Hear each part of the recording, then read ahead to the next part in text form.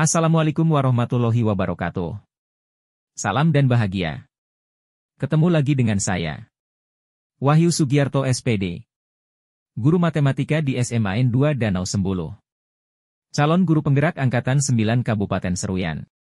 Dalam Jurnal Refleksi Dwi Mingguan Modul 2.3 ini, saya Wahyu Sugiarto masih didampingi oleh Bapak Agus Hermawan SPD sebagai pengejar praktik, dan Ibu Artiana SPD M-Link sebagai fasilitator. Coaching untuk supervisi akademik merupakan materi pada modul 2.3 yang dipelajari mulai tanggal 17 November 2023. Sistem pembelajaran yang akan digunakan masih sama, yaitu melalui LMS dengan alur merdeka, mulai dari diri. Eksplorasi konsep. Ruang kolaborasi. Demonstrasi kontekstual. Ruang kolaborasi. Demonstrasi kontekstual. Elaborasi pemahaman. Koneksi antar materi. Dan aksi nyata. Adapun bentuk jurnal ini masih menggunakan 4F, yaitu 1. Fact atau peristiwa. 2. Feelings atau perasaan. 3. Findings atau pembelajaran. Dan 4. Future atau pembelajaran. Fact atau peristiwa pertama. Pada modul 2.3 ini, saya mempelajari coaching untuk supervisi akademik, di mana saya perlu membedakan maksud dari coaching, mentoring, fasilitasi, training dan konseling. Kompetensi inti coaching, prinsip coaching, dan alur tirta pada coaching. Pada alur merdeka tahap, mulai dari diri, saya menulis refleksi pengalaman saat diobservasi dan pasca observasi serta perasaan saat disupervisi.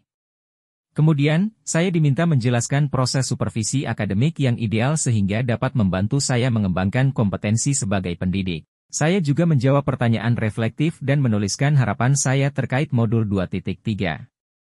Saya menuliskannya dalam bentuk Canva, video, fact atau peristiwa kedua. Tahap eksplorasi konsep, banyak materi yang saya peroleh tentang coaching. Mulai dari penerapan hingga coaching untuk supervisi akademik.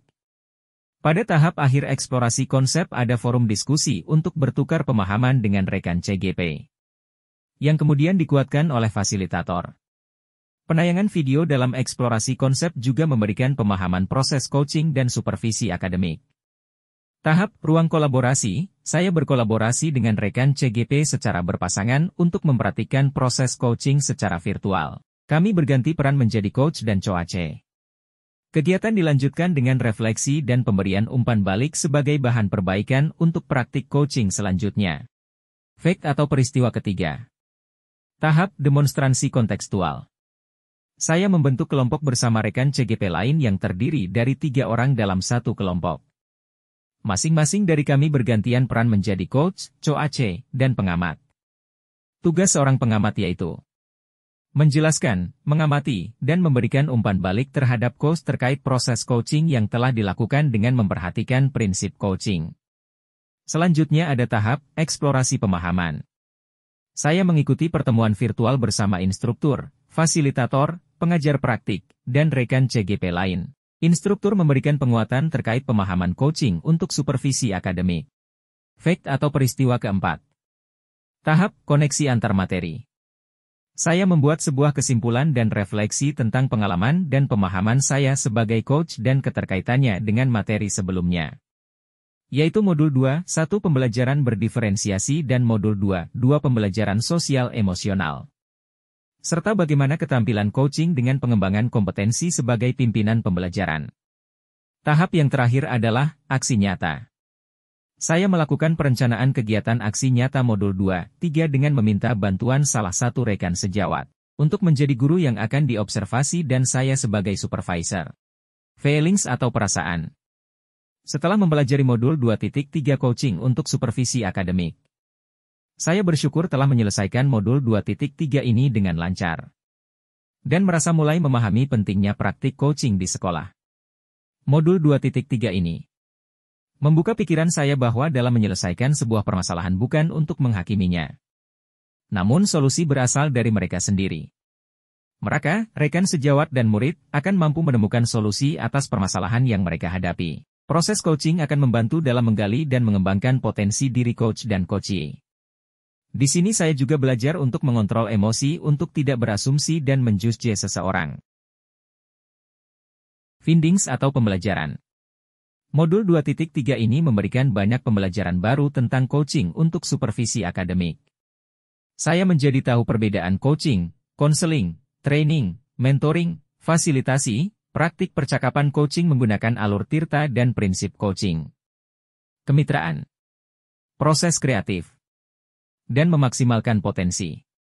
Memiliki kompetensi inti coaching. Presence. Mendengarkan aktif. Dan mengajukan pertanyaan berbobot. Serta siklus supervisi akademik. Praobservasi. Observasi.